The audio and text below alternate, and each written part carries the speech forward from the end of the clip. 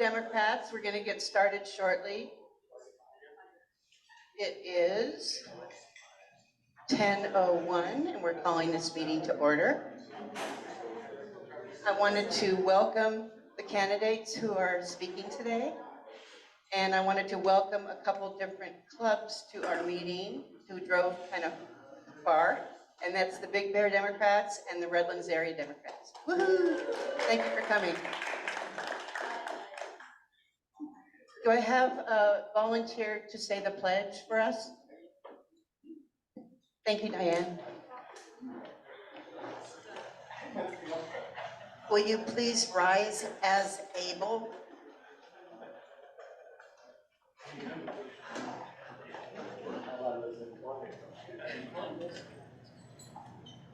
Hand over your heart, ready, begin.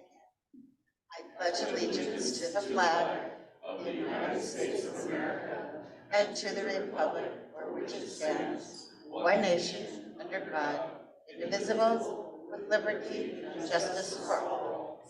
Please be seated.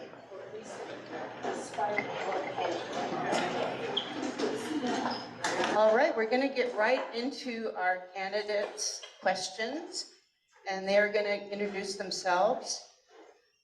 I'm going to turn this over to Deborah.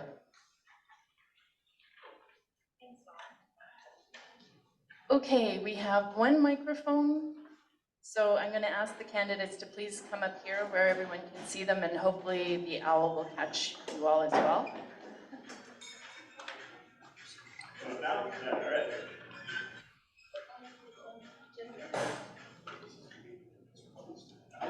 You're each going to have 1 minute to do an introduction, and Gary is our timekeeper. So when Gary says time, you can just be quiet, please. And then I have 7 questions that I'm going to ask each of you. I'm going to change who answers first, and you'll have 2 minutes each to answer each question. So I'm just going to start at the end here. All right, well, good morning, everybody. Great to see so many familiar faces. I'm Chris Carrillo. I'm running to be your next county supervisor. I have spent the past 20 years of my career serving this community in this county. Back in '06, I started working for Senator Feinstein, representing our home county here. I then transitioned over to Supervisor James Ramos' office. I was with the supervisor for a couple of years. And then for the past 8 years, I've been on the East Valley Water District Board of Directors. We've gone through a lot of battles together. Cadiz, California Desert Protection Act, casino proposals in Joshua Tree, fought off. Some of you guys remember that. Utility scale solar up against our backyards encroaching. And I've been a part of each one of those fights, standing up for the people of this county. And when we get this seat next year, that's exactly what I'm going to do again. Our current county board has been putting politics, special interests, even their own interests above the people. I'm running a people-first campaign. So I know we have 1 minute, so I'm going to wrap this up here and just say, okay, that's what I'm going to say. And I'm going to hand it over to Graham, I think. Hey everyone, my name is Graham Smith. I live in Skyforest, California, up in the San Bernardino Mountains. I've lived here full-time for 3.5 years, but I've got a lifelong connection to this county and to this district. I live in a house my grandparents built 50 years ago that I've been visiting my entire life. I learned to rock climb with my dad in Joshua Tree just down the road, and we own property in Lucerne Valley that's a family campsite. So I've got a really deep connection with this land and this district. Over winter this year, I'm sure you guys heard about the storms we had. I got really involved with the county response when they weren't doing their job to come take care of our residents. I developed a really close working relationship with Dawn Rao, and at one point was really doing her job for her. And that's the point where I decided I really feel like I've got something to offer this county, and I threw my hat in the ring for county supervisor. Just a quick note on my background. I've worked corporate jobs for most of my career, investing money across a lot of different industries. I've lived in the UK for 12 years. Oh, and there's my time. Good morning, everyone. My name is Jennifer Rendon. I'm a 7-year resident of Joshua Tree. mom to an amazing autistic 8-year-old son, wife to a remarkable Marine veteran. I grew up in Anaheim, graduated from Cal Poly San Luis Obispo with a degree in city and regional planning. I'm currently a board member of the Morongo Basin Unity Home and the Morongo Basin Community Health Center, where I try to make a positive difference. The 5 main issues that are important to me. 1, climate change, solutions and adaptations. Number 2, homelessness and affordable housing. Number 3, energy and utility management, public utility ownership, and transition to renewable energy. 4, mental and behavioral health services and resource shortages. Number 5, restore the Morongo Basin map. These issues are important to me, and I hope they're important to all of you. Thank you. Thank you, candidates. I can't believe how lucky we are this time, honestly. What great people we have. Okay, question number 1. Cadiz. It was recently announced that the San Bernardino County Board of Supervisors are cooperating with Cadiz Inc. as part of a joint powers authority to repurpose a natural gas pipeline to move water from the Mojave Aquifer supposedly to remote high desert communities. In the past, the stated purpose of the Cadiz project was to provide water to places like Orange County. They don't say that anymore. What are your thoughts, and what changes, if any, would you try to implement? Chris goes first. We have 2 minutes, right? Okay. My first project, my first assignment working for Senator Feinstein back in 2006 was the Cadiz project. I probably shouldn't tell you this, but I'm going to tell you anyways. She told me, Chris, I want you to look at a map of that project.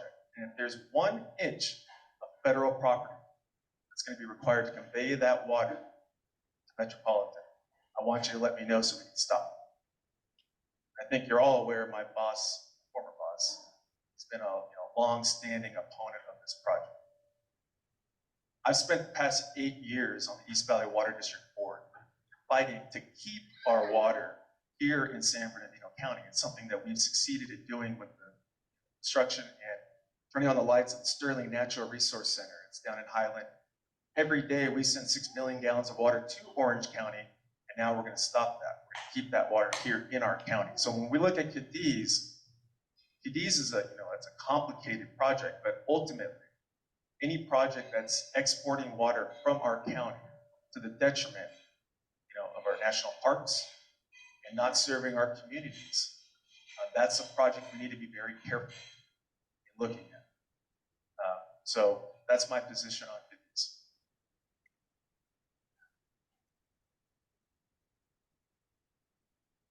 I'm not going to claim to be an immediate expert in water issues, but these are something that are near and dear to my heart. So in the local community where we live, we're served by a mutual water company that is underinvested and needs a lot of work.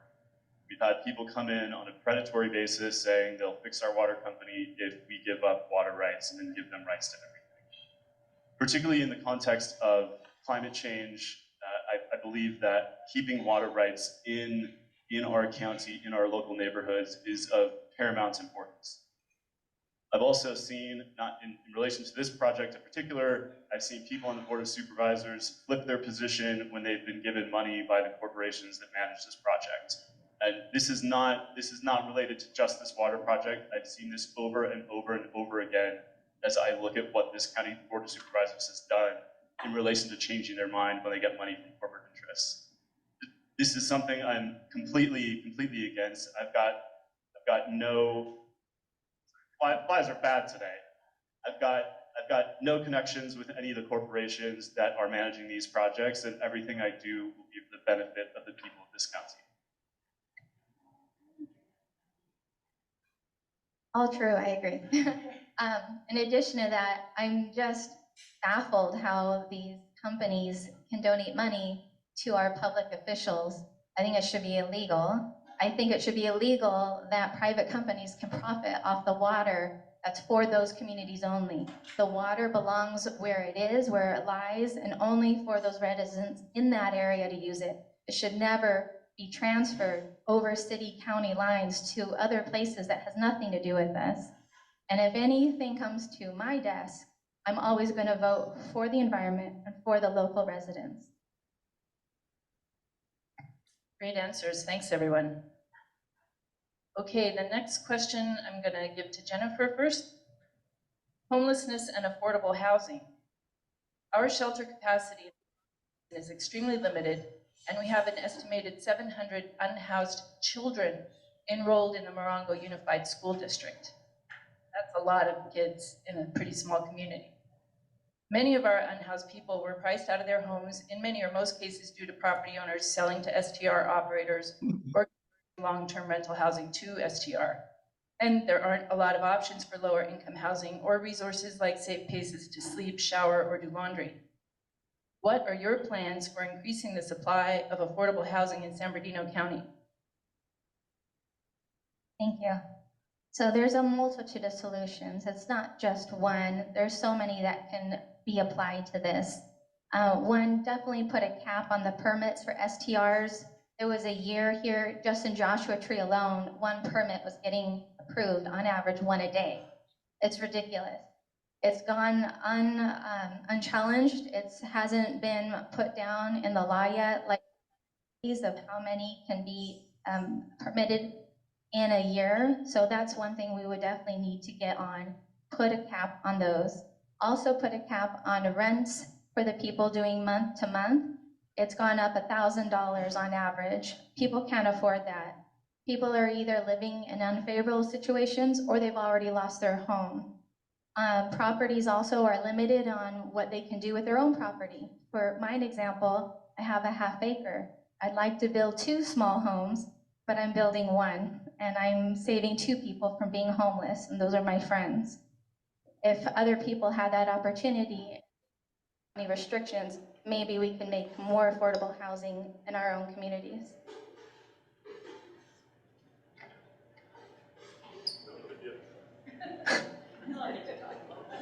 I agree. This is a complex problem that requires a multifaceted solution.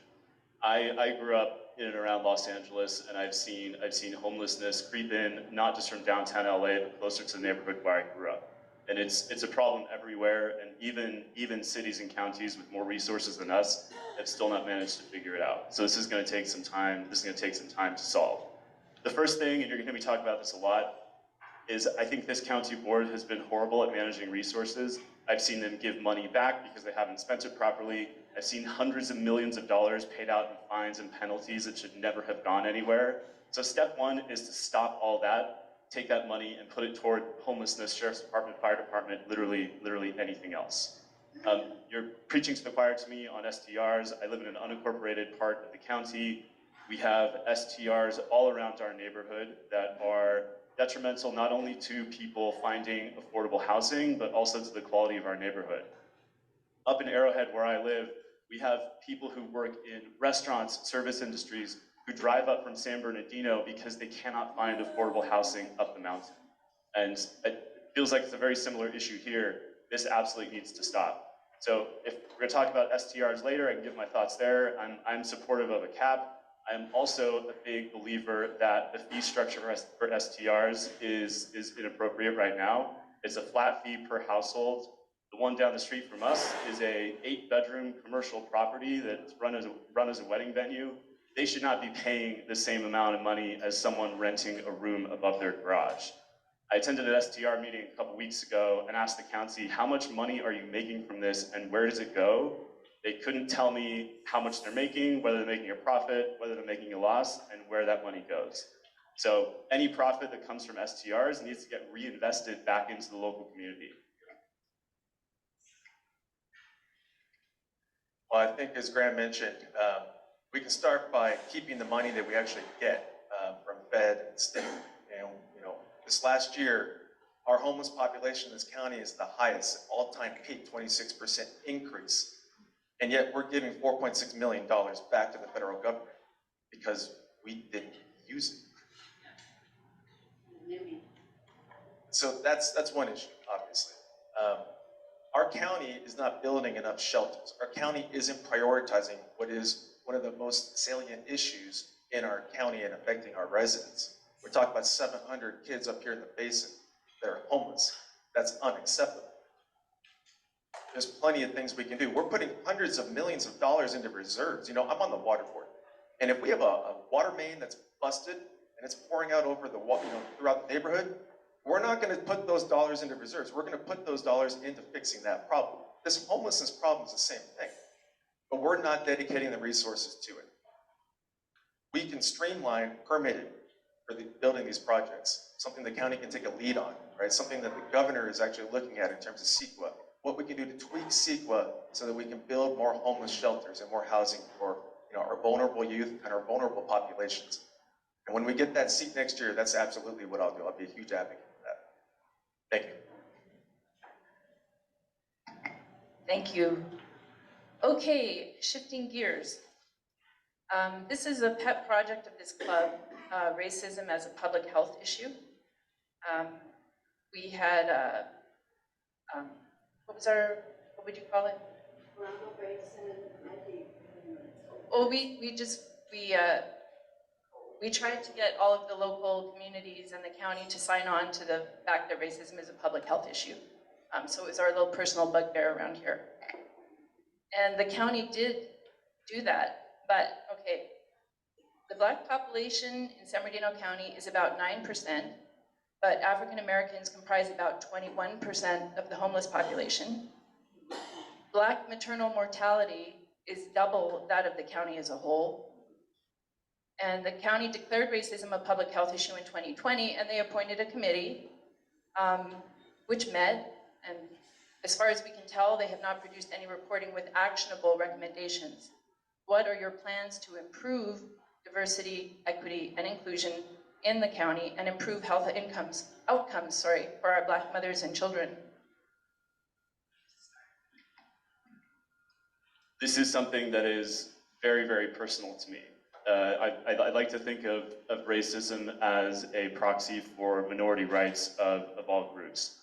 I am an openly gay man, and I have faced adversity, not just everywhere I've lived, but in this mountain and in this county. I think you all probably will have seen the news a couple weeks ago. My close friend and a neighbor of mine was shot at gunpoint for hanging a pride flag outside her store.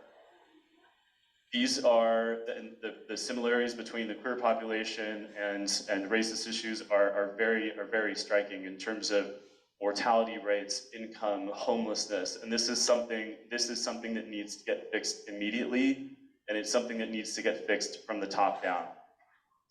I'd like to think I've already made a start on trying to address this issue. So after Lori's murder a couple weeks ago, I met with Supervisor Rao, Sheriff Dykes, and to start, I got everyone to pose in front of a pride flag to symbolize that this county is a safe space for everyone.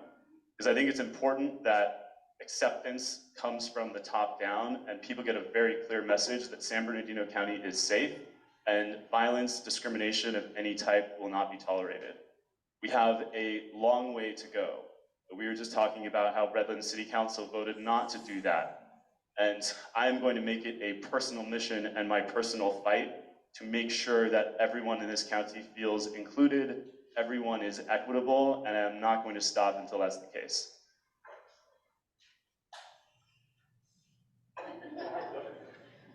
Hi, thank you. So the problem with racism, typically it falls on white people.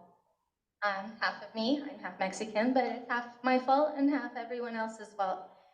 The problem is, it's a history that's embedded in this country that's very deep and very long, and it takes a long time to root that out. We need more education, we need more awareness, we need to get the Black community more involved in the hospitals and the schools.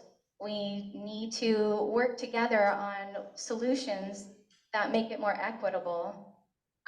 For hospitals with the mortality rate, that's just unacceptable, and I've been reading about that. It's not just this area, it's the whole country. But this is something we need to address, and with a small community, with our small population, I think it's easier to do than in a large city. So we just need to get the right people involved. We need advocates.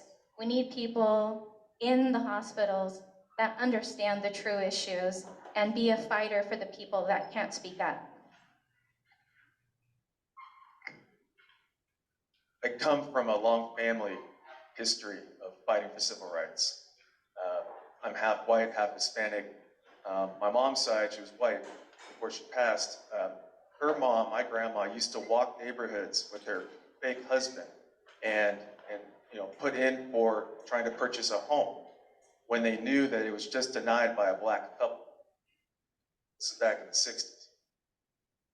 And then they would offer it to her and her fake husband. My mom saw that. She grew up with that. She became a civil rights attorney. I saw that. I became a civil rights attorney. I spent my legal career fighting against people who have been discriminated against, retaliated against, terminated in employment because they're black, because they're old, because they're Hispanic. This is something that comes, it's a heartfelt issue that we need to fight for people. And on the county board, there's plenty of things, as Jennifer and Graham have mentioned already. There's plenty of things we can do symbolically, but also substantively. We need to put county resources in to workforce development programs, invest in our inner cities and our low-income communities to bring everybody up.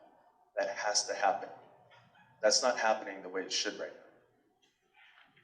now. Thank you. Thank you, Chris. Next, this is kind of related to the housing issue. Well, it's very related. The transient occupancy tax.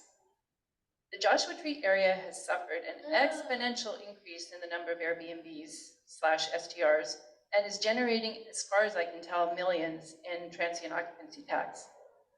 Although I was looking yesterday through the budget to try and find a line item of how much it is, and I couldn't find it. Doesn't mean it's not there, but I couldn't find it. This money goes into the general fund.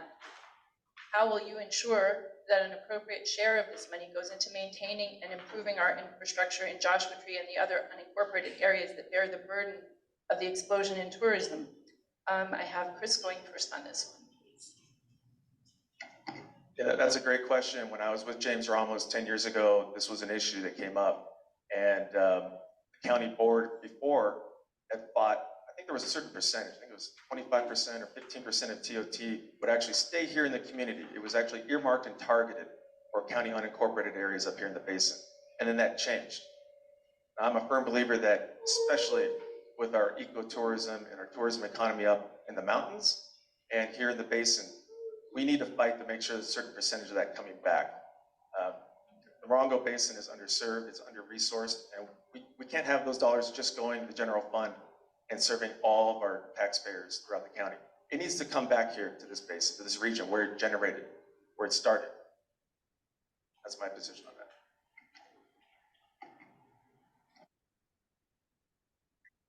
So the TOT, that's something we're definitely failing at in the unincorporated areas. I know Yucca Valley just got approved to increase it to 12 now, it was 7, now 12. I think Anaheim's at 15, and you're not seeing anything virtually in the unincorporated areas. That is something I would definitely fight for. I mean, we don't even have a public restroom or trash cans in downtown Joshua Tree. You'd think we could afford something like that, at least, very bare minimum. So things definitely need to change on what goes out for our TOT taxes, Airbnb, and what comes back to us, and not the general fund. I am fully on board on fighting that. I think this is an easy one for me. I live in an unincorporated part of San Bernardino. You're going to find no bigger proponent of keeping funds from STRs back in incorporated parts of the county.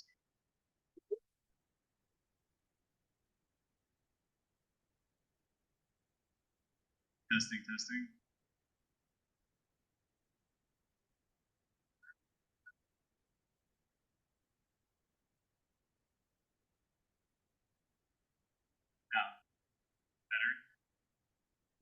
No. No, something happened with the mic. It happened right as Jennifer started speaking.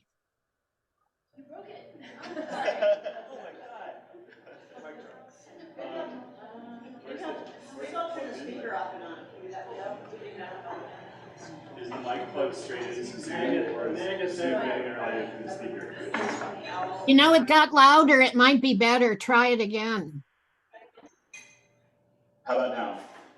That's much better. All right. What did you do? People on Zoom can hear. As I was saying, you're going to find no bigger proponent of keeping STR income in unincorporated parts of the county. As a full-time resident in Lake Arrowhead, our community suffers on a daily basis from lack of essential services, lack of investment in our community. This is a huge part of the reason why I'm stepping up to run for this seat. I was stuck in my house for 12 days over winter because we didn't have the resources we needed in our part of the county. So I'm here for the unincorporated districts, and I think anything that's raised from these parts of the county needs to get reinvested because we need it. Could you tell us what these things? Short-term rental. Short-term rental, Airbnb, Verbo, that kind of thing. Thank you. Did everybody talk on this? Thank you.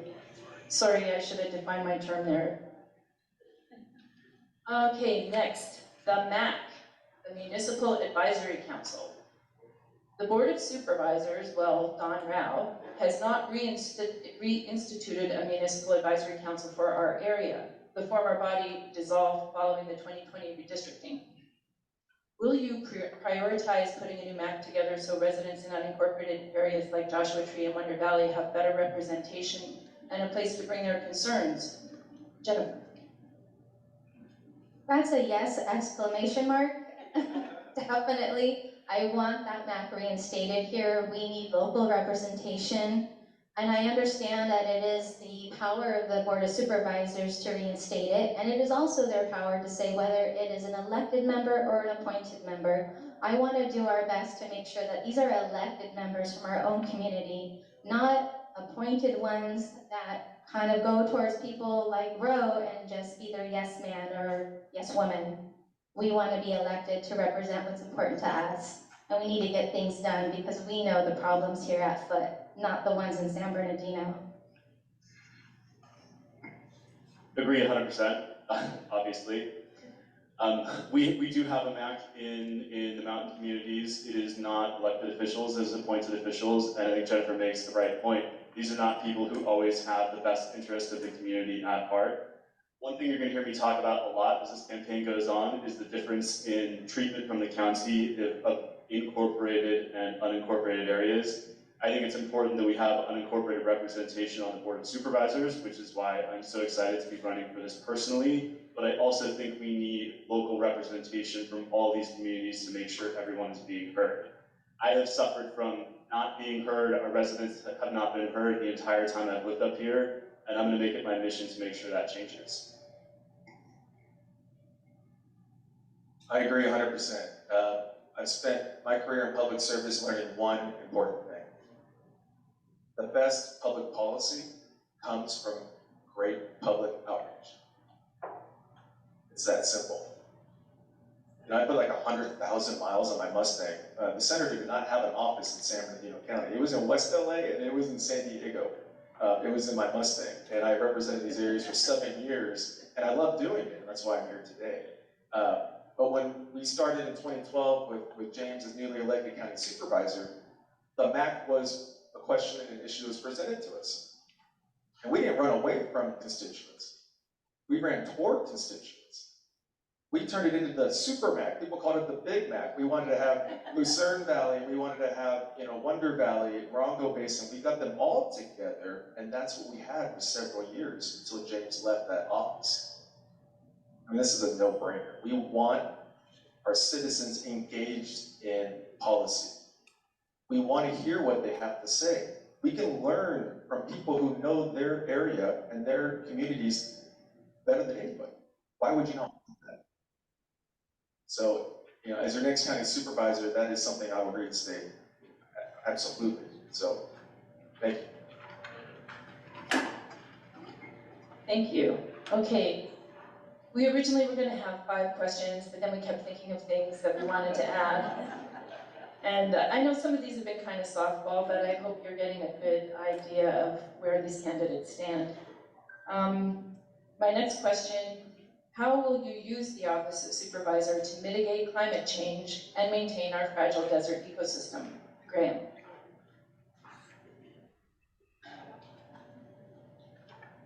Climate change is something I think we've all seen happen firsthand, both in this county and everywhere in this country and around the world.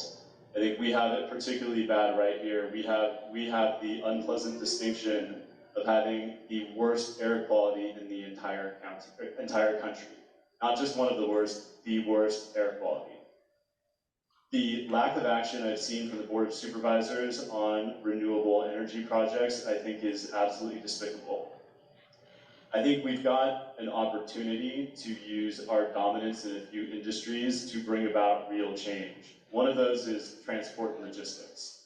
We were having a conversation earlier today about how warehouses are being built down the mountain in the more urban parts of the county. Driving down today, I was shocked to see there's not a single one of those covered in solar panels. Like, why isn't that happening already? There's some easy wins that we're leaving on the table. I also want to use our dominance in transport and logistics to bring about real change. I think we should set standards whereby, I don't know what the date is yet, but let's electrify our heavy machinery. Let's start electrifying this industry and start stopping the pollution that is giving us the worst air quality in the entire country. The lack of action on the Board of Supervisors right now, I think, is despicable. I've talked to, my neighbor in particular is a really great person. He's a big-time conservationist. When I was talking to him, he said, "Hey Graham, why can't you work with Dawn Rao instead of against her?" And I said, "Look, I don't think you're doing a good job on conservation if you are not taking the whole picture into account. Conservation is near and dear to my heart, and we need to do it as best as we can, but I don't think we're doing that job properly until we clean up our air as well."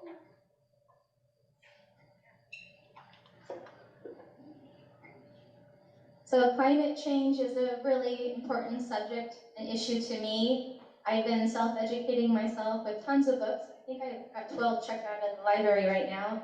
It's fascinating on how much of a problem it's been for decades, and yet we keep talking about it as a problem and not implementing our solutions like we should.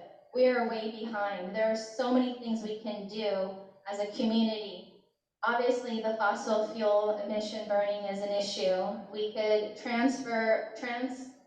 transition ourselves from gas-powered to electric-powered vehicles. That's one. Our buildings is another huge emitter. We can help that by using renewable energies such as solar panels. We already have the wind turbines, but I think we could use more of that. We need to stop burning the coal and other fossil fuels. There's other solutions in terms of keeping carbon in the ground. The desert in the open area that is being untouched is doing a good job of that on its own. We should not be disturbing that. There's other ways we could do the old Victory Gardens from World War II, helping the gardens keep the carbon in the ground while also producing food for the community. It's a smaller avenue, but it's still another step that has multiple benefits. There's a ton more solutions, of course, but I only have 2 minutes here. But I'm definitely, anything that comes across my desk, if I were to ever make a decision or vote, and it's about climate change versus profit, climate change solutions will always win. I think you're hearing some great answers here. I think we're all on the same team when it comes to the environment and global climate change. I've been on the Wildlands Conservancy Board for 8 or 9 years. For those of you who don't know what they do, they buy national park quality lands and then we open them up to the public. And I love my role on that board. David Myers and Fraser Haney and some of the local environmental leaders. That's the future of this county. I have President Barack Obama's signature on my wall at home for work that I did while with Einstein on the California Desert Protection Act. And I'm very proud of that work. So the environment is something I care deeply about. We fought a lot of fights. The Desert Renewable Energy Conservation Plan, right? That was on for 10 years.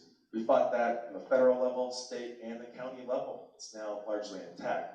But we fought to bring utility scale solar to this desert, but in a responsible way, and putting it in responsible areas, not up against neighborhoods. But we did fight for that. That's a big part of global climate change. We have the most sunshine of any place in this country. And when we got to the board 10 years ago, we didn't have a renewable energy policy. So we had to change that. I think looking forward, that's rear view mirror, right? Looking forward, this county board, they have representation they put on South Coast AQMD.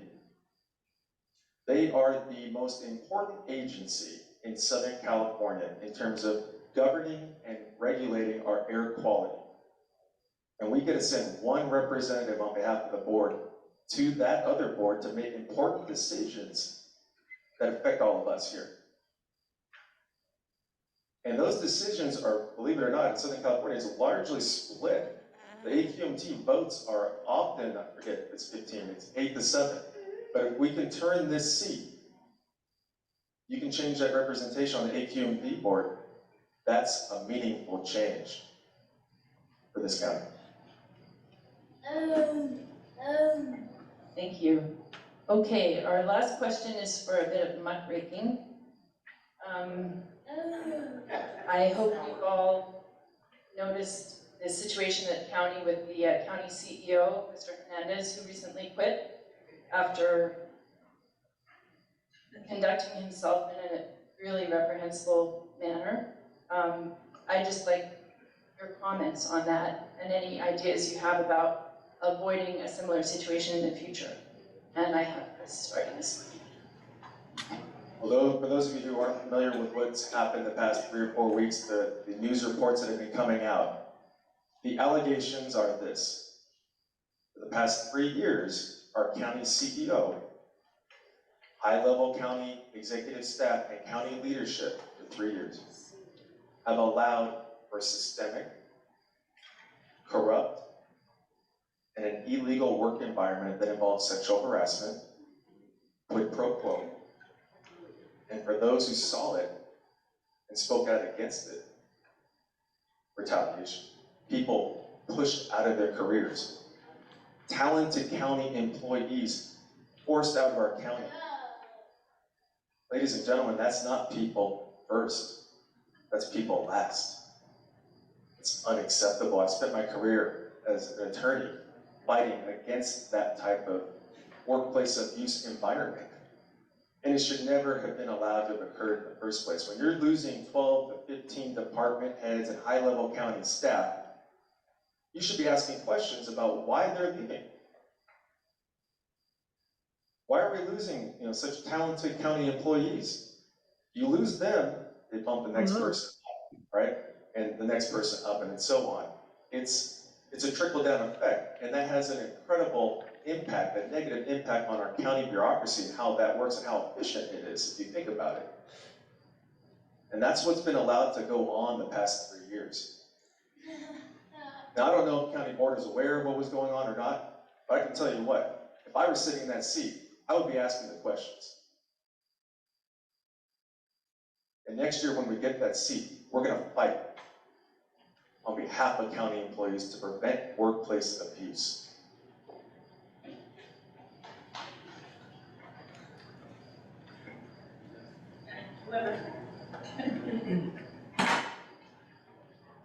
From what I've seen in terms of my interviews and the workings of this county, this is behavior that's gone on far, far longer than just the last 3 years when Leonard Hernandez was county CEO. I don't know him well, but I've attended a few meetings with him, and to put it plainly, I was not impressed with what I saw. My first-hand experience of him dealing with the winter storm crisis, when he was trying to figure out how much relief effort we would need up the mountain, I can tell you there was zero real thought or diligence put into this decision-making process. When I heard he was gone, it wasn't a huge shock to me, and frankly, I was quite relieved. I think it's important that the person that gets in this seat next goes through a real vetting process and is someone that is incredibly qualified to do this job. I've seen and I've read countless news articles about people in county positions in power who have been fired for sexual harassment, paid fees so that things don't go to court under the guise of saving the county money in the long haul. And the one I read about recently, this guy is now still practicing as a lawyer. So these people are still out pretending to do good work for the county, and it's absolutely despicable in my mind. So this is a practice that cannot continue, and I will make an absolute promise to you that as county supervisor, anyone who is in this seat will be vetted properly, they will have the right experience, and they will know how to get the job done. Thank you. So normally when companies or governments have issues, they have a HR department that helps them. But it seems that the HR department was part of the problem. So how do you fix it? Do you just get a whole new set of people in there? Do you have a vote of no confidence to vote some of those people out? Do you have a new ethics and moral committee that has the power to do something about it? I don't know what's the correct answer, but we definitely need to weed out the bad people, the virus, even if it's in the HR department, because they're not doing a good job. Thank you so much, candidates. If anybody wants to give a hand to these folks for showing up and giving us answers. I really appreciate you being here. We're going to move on to the business of the club now, but if people are able to stay, if you can, we may have more questions later. Cool. Thank you. And an embarrassment of riches we have for candidates. Thank you, everyone. Do I have a motion to approve our agenda? You should have seen it on your table, and you were also emailed it. Thank you, Diane. And a second? Thank you, Liz.